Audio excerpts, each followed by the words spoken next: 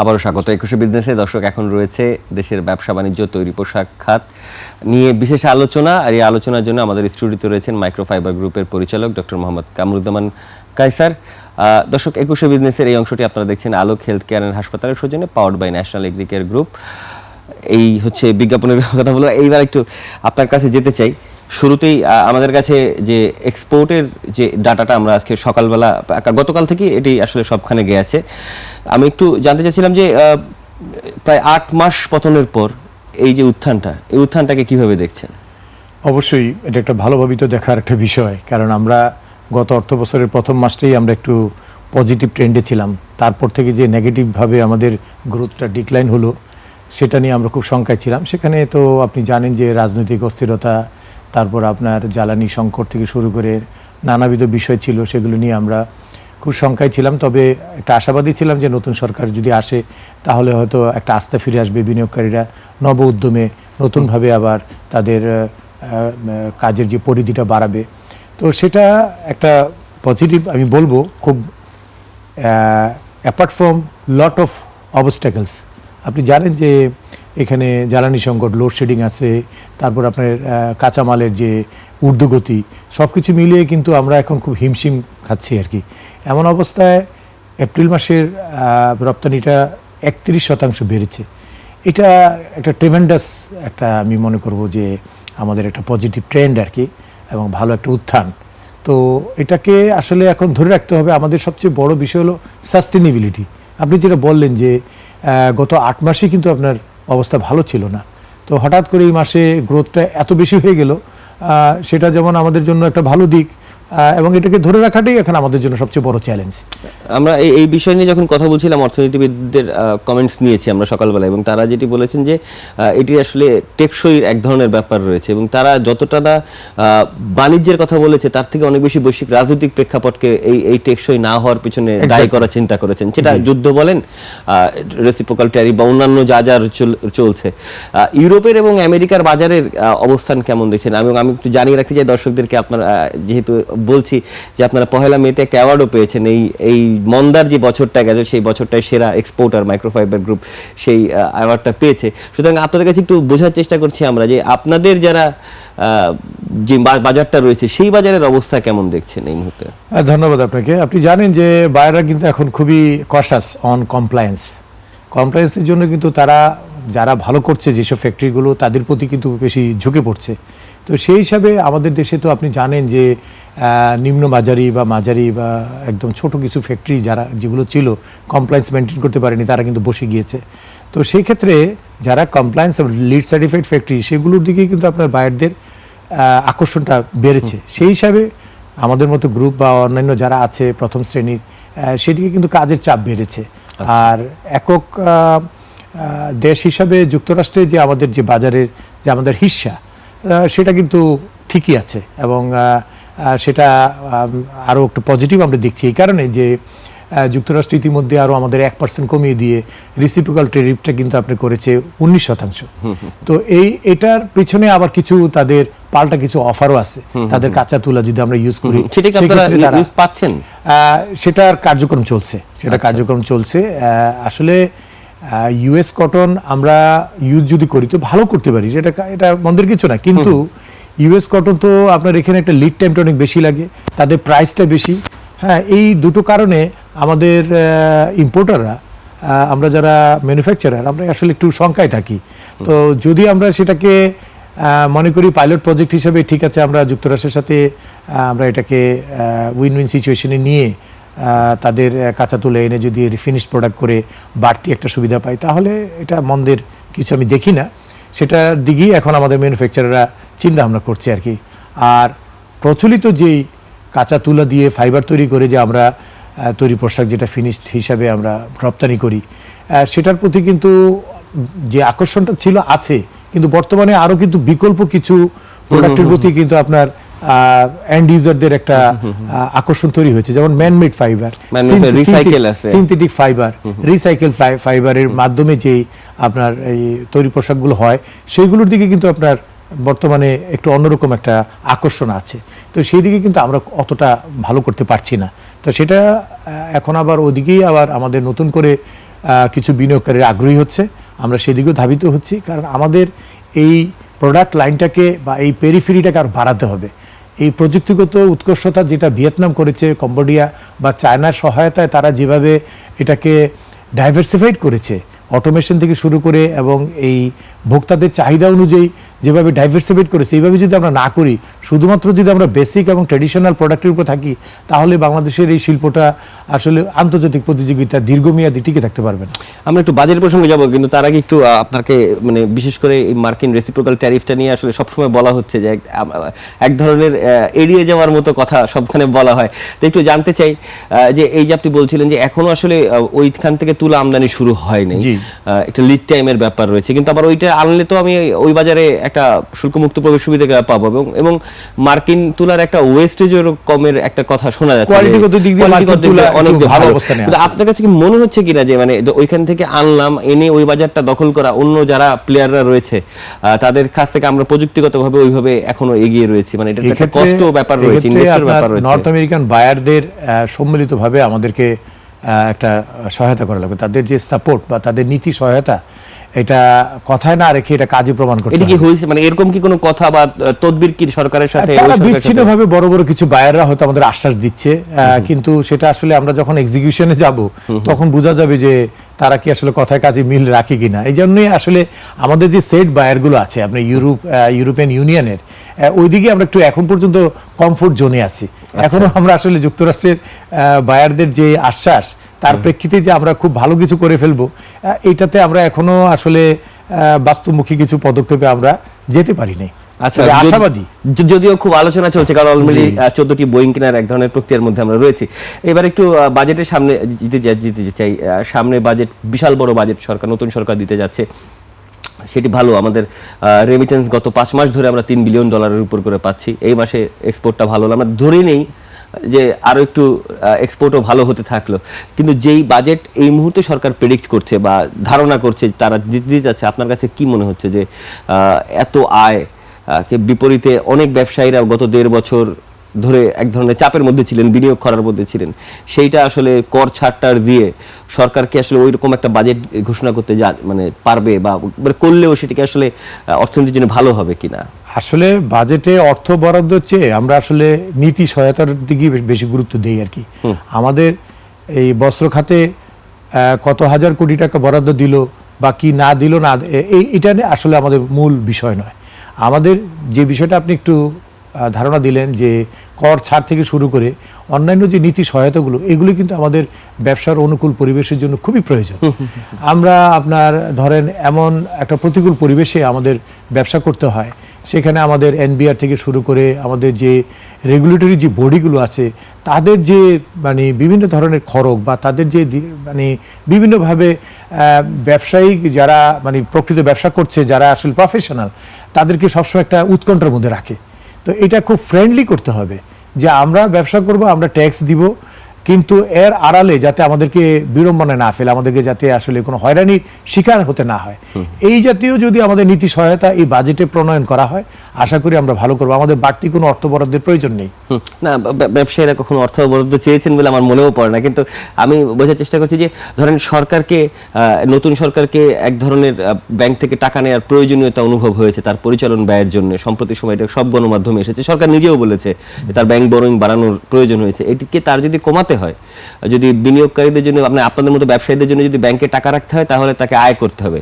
এখন আমাদের এক্সপোর্টের সবচেয়ে বড় হিস্সা আপনাদের কাছে, সুতরাং এইখানে যদি ছাড় দিতে হয় তাহলে তো আবার আয় কমে যায়। মানে এই ডিলেমাটা, এই ট্রায়াঙ্গেলটা অনেকদিন ধরে আমরা দেখছি। তো এইখানে আসলে মানে করণীয় জায়গাটা কি হবে? অবশ্যই আপনাদের ব্যবসা জায়গাটা তো আপনারা দেখবেন, দেশের জন্য এক্সপোর্ট বাড়বে যদি আপনারা সেই নীতি সুবিধা পান, কিন্তু সরকারকেও তো আয় বাড়াতে হবে। সরকারের আয় বাড়ানোর ক্ষেত্রে তো আমরা সহযোগিতা করার জন্য প্রস্তুত আছি, কিন্তু যারা ভালো করছে তাদের উপরই তো হয়রানি এটা বেশি দেখছি আমি। আপনার এখানে আপনি করের যে আওতা, আপনার সেফটি নেট বা আপনার করের যে পরিধি, আপনি এটা বাড়ান না। আপনি ট্যাক্স হলিডে দিচ্ছেন 2 বছরের জন্য, কিন্তু 3য় বছর থেকে তার উপরে এমনভাবে অ্যাসেসমেন্ট করা হচ্ছে, প্রথম বছর থেকে শুরু করে 3য় বছর পর্যন্ত তাকে মানে বিরাট একটা চাপের মুখে পড়তে হয়। এই ধরনের কিছু না করে আপনি একটা ফ্ল্যাট রেটে সবাইকে সমান সুযোগ সুবিধা দেন। তারপর আপনার ব্যবসায়ীরা তো চায় সরকারকে যথাযথভাবে ট্যাক্স দেওয়ার এই ক্ষেত্রে আমাদের কোনো আপত্তি নেই, কিন্তু আমরা এখানে আমাদের যে লাইসেন্স রিনিউয়ালের ক্ষেত্রে আপনার প্রায় 35টা লাইসেন্স আমরা রিনিউয়াল করতে হবে এবং প্রতি বছর করতে হবে। কেন প্রতি বছর আমাকে এটা রিনিউয়াল করতে হবে কেন? এবং রিনিউয়াল ফি আপনার বাড়িয়ে দিয়েছে, আপনার প্রায় 10 গুণ থেকে 15 গুণ বাড়িয়ে দিয়েছে।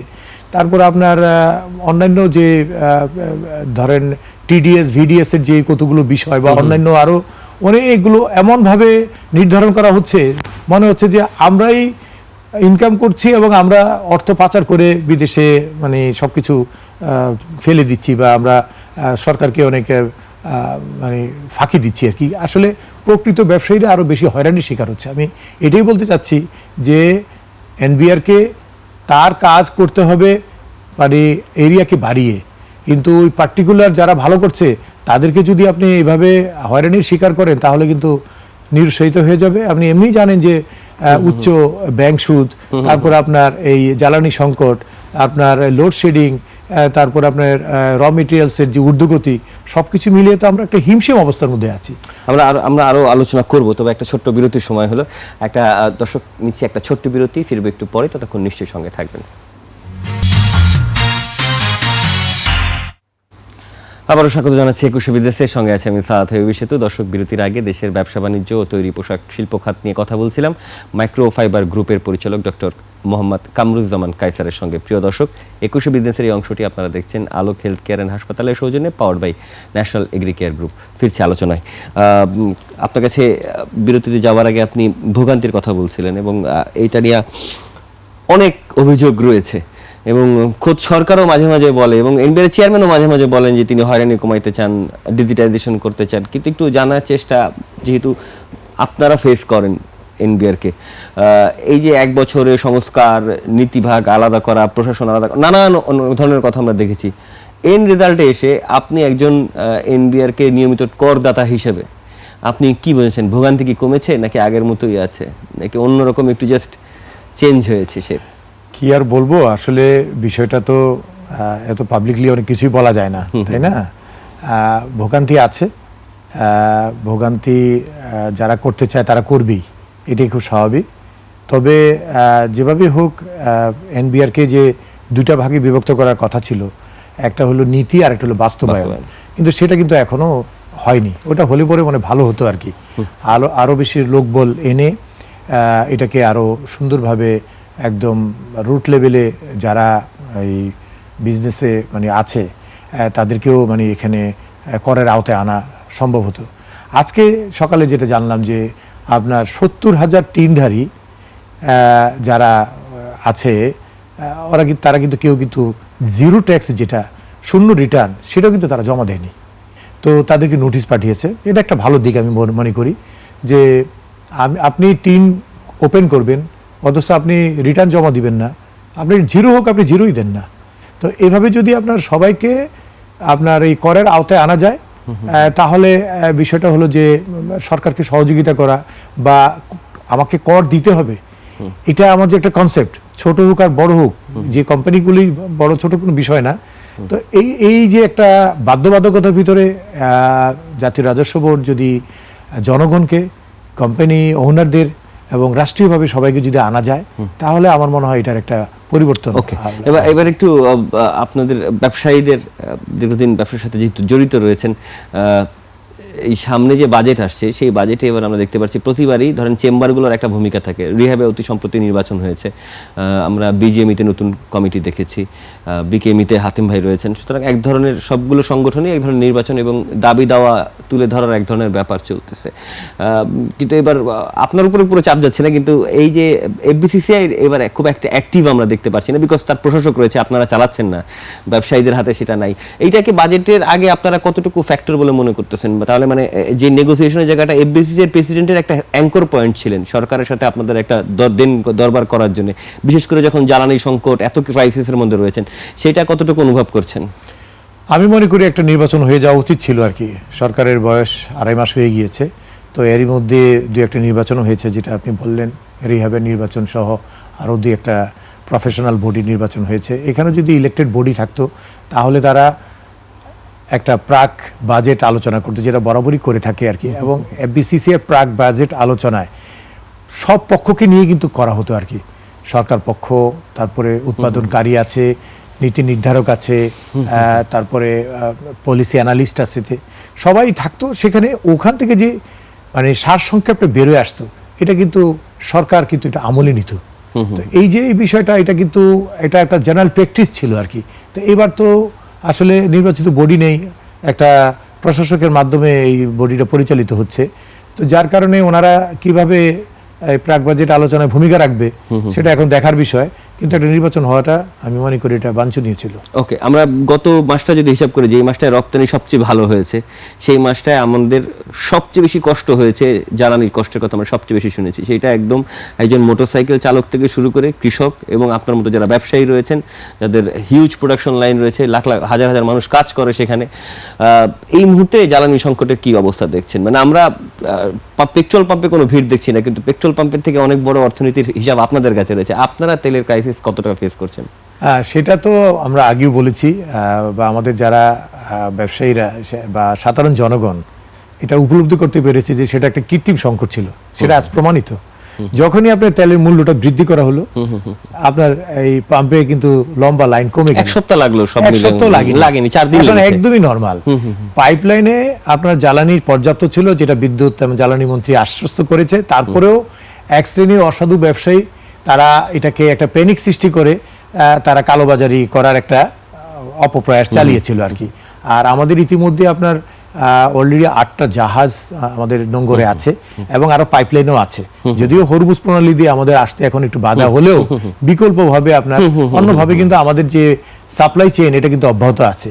তো আমি মনে করি যে এত প্রতিকূলতার মধ্যেও আমাদের এপ্রিল মাসের যে প্রোডাকশনটা এটা খুবই ভালো থাকার কারণে আমরা 8 মাস পরে আবার ঘুরে দাঁড়িয়েছি রপ্তানিতে। আমরা এখন আবার একটু, আপনার কারখানা কি লোডশেডিং ফেস করছে, বা করলে কতটুকু সময় ফেস করছে? আমরা লোডশেডিং যা ফেস করেছি সেটা আমরা আমাদের বিকল্পভাবে আমাদের সোলার প্যানেল আছে, আমাদের আপনার এই যে ডিজেল আছে, বা আমাদের গ্যাস চেম্বার আছে। আমরা 2-3টা অল্টারনেটিভ আমরা তৈরি করে রেখেছি, যার কারণে কিন্তু আমাদের কোনো প্রোডাকশন বন্ধ ছিল না। আচ্ছা, এই জন্যই হয়তো আমাদের কিন্তু কষ্ট তো বেড়েছে। কস্ট বেড়েছে। কিরকম বেড়েছে? কস্ট আপনি 20% বেড়ে গিয়েছে, কিন্তু বায়ারের যে কমিটমেন্ট সেটা তো বজায় রাখতে হবে, বায়ারকে তো টিকিয়ে রাখতে হবে। আমরা আমাদের অসুবিধার কথা বায়ারকে বললে তো হবে না।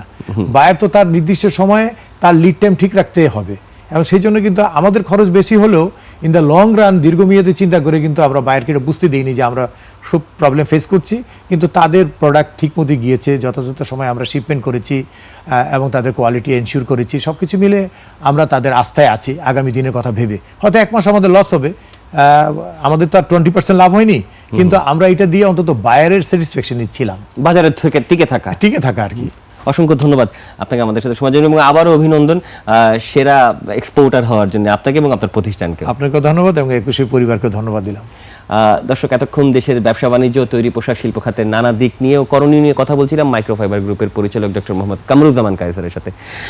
এই মুহূর্তে নিচ্ছে একটা বিরতি। দুপুর 2টা 30 মিনিটে আবারও ফিরবো 21শে বিজনেসের আয়োজন নিয়ে। দেখার আমন্ত্রণ রইল। 21শের সঙ্গেই থাকুন।